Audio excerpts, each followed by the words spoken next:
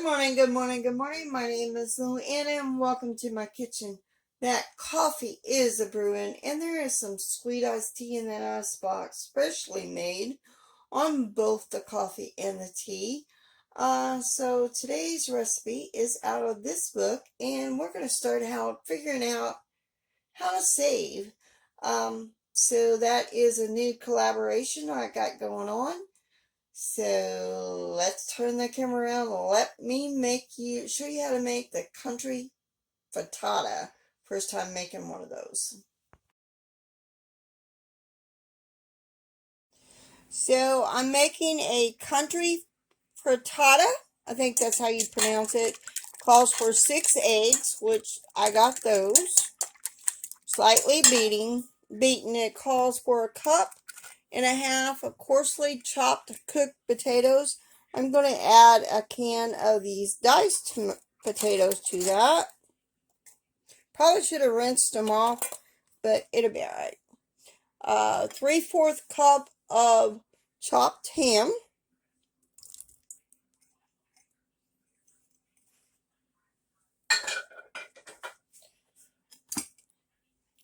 3 tablespoons of chopped green onions, and I'm going to add some sweet peppers chopped.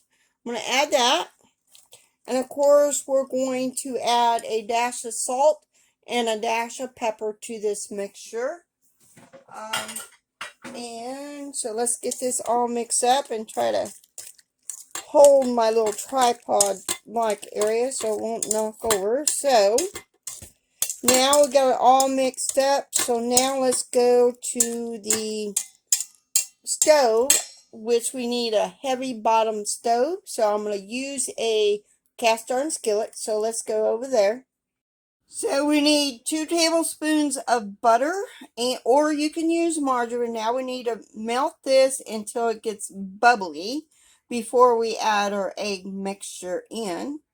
I've never made a frittata, so this is something different for me. And I am using farm fresh eggs, fresh green onions picked from the garden. Trying to think. Of course, the peppers I had on hand, I had to go buy the ham, which is sliced ham. So now we wait for this to butter, and then I'll be right back once this gets all melted and bubbly.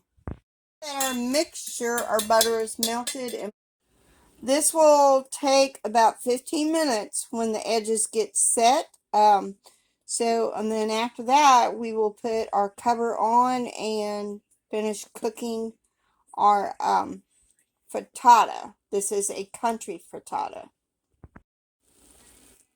Oops, I was supposed to put a little bit of grated cheese in there. I'm not using grated cheese. I'm using what I have, which is sliced cheese.